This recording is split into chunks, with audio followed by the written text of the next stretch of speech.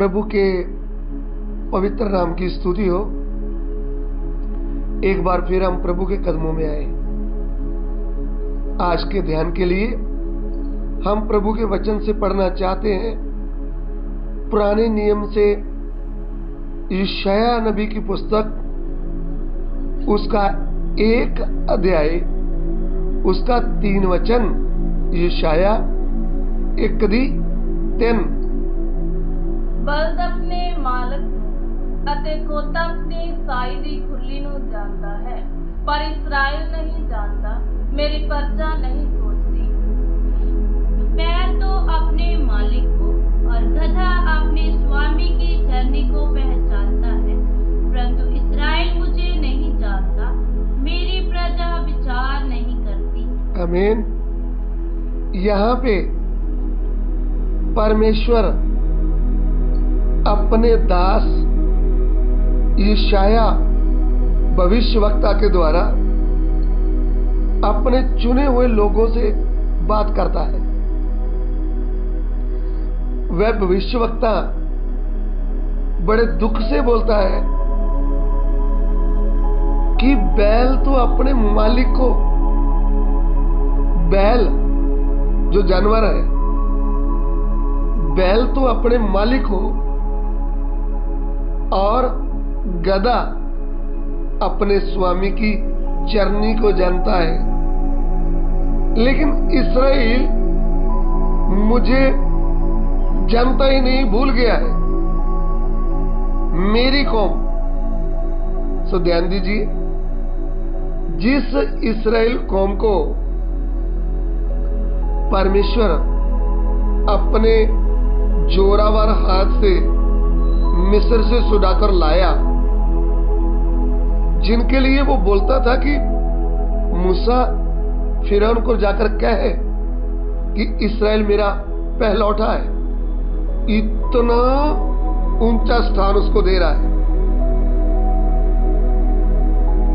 वह उस परमेश्वर के प्रेम को, उस परमेश्वर की सामर्थ्य को, जिनके द्वारा उनको मिस्र से निकालकर ले आया, जिनके आगे आगे दिन में बादल का खंबे बनकर चला जब धूप थी कि मेरे बच्चों को धूप न लगे, और रात को जब ठंडी होती थी तो आग का खंबा बनकर उनके आगे आगे चलता था। जब उनके पास खाना नहीं था तो स्वर्ग से स्पेशल उनको भोजन दे दिया। जब वो प्यासे थे तो चट्टान में से एक बड़ा पानी निकालकर उनको पिलाया और उनके बच्चों को पिलाया और उनके पशुओं को भी, जानवरों को भी पिला दिया। इतने बड़ा कार्य उनके जीवन में प्रभु ने किया, लेकिन वो अपने परमेश्वर के प्रेम को, वो अपने परमेश्वर के कामों को, उसकी सामर्थ्य को इधर में भूल गए। तब परमेश्वर अपने नबी के द्वारा दुख से बोलता है, बोला मेरे जो लोग हैं ये तो बैल से भी गए गुजरे। अरे बैल भी अपने मालिक को पहचानता है, तो मेरे लोग अभी कहाँ हैं? अभी मेरी पहचान उनको भूल गई है। बैल का नाम और फिर गधे का नाम, जिसको लोग कहते हैं कि गधे को तो अकल ही नहीं है। देखिए, जिसको अकल नहीं है, जिसको गधा बोलते हैं, वह भी सुबह घर से निकलेगा तो शाम को अपने स्वामी की चरनी के पास आकर खड़ा हो जाता है। इतनी उनको बुद्धि है। लेकिन परमेश्वर कहता है कि मेरे लोगों की बुद्धि कहां गई? अरे मैंने इनको इतना प्रेम किया, मैंने इनको बनाया, मैंने इनको मिस्र से छुड़ाया, मैं इनके साथ साथ चला, मैंने इनको मां की तरह उठाया, तो भी ये मुझे भूल गए हैं। इसलिए मैं इनसे दुखी हूं, क्योंकि ये मेरे प्रेम को भूल गए।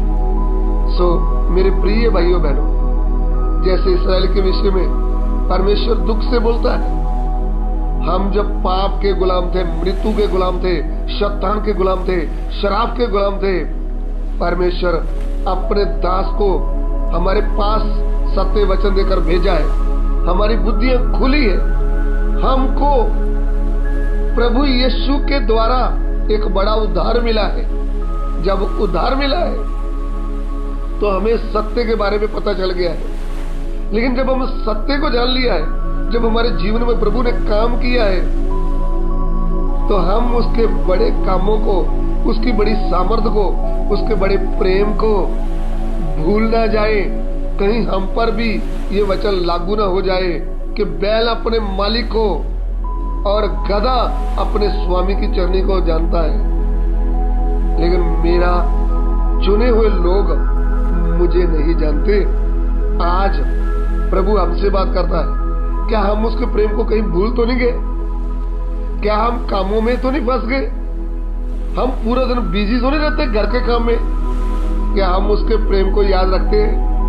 हम अपने जीवन में पहला स्थान प्रभु को देते हैं। प्रभु को पहला स्थान देने का मतलब सुबह उठकर उसके कदमों में प्रार्थना में बैठते हैं। प्रभु को पहला स्थान क्या हम समय निकाल करके उसके वचन को पढ़ते हैं? क्या हमें समय निकालकर उसके वचन जो मोबाइल में आ रहा है, हमारे पास रोज का रोटी और वचन आ रहे हैं, क्या वचन को सुन रहे हैं? अगर ये काम नहीं कर रहे तो हम भी आज उनको भूल गए हैं। हमसे भी प्रभु का आत्मा दुखी हो जाएगा। हमको भी वैसा बोलेगा कि तुम अपने मालिक को क्या हो गए हो, भूल गए हो।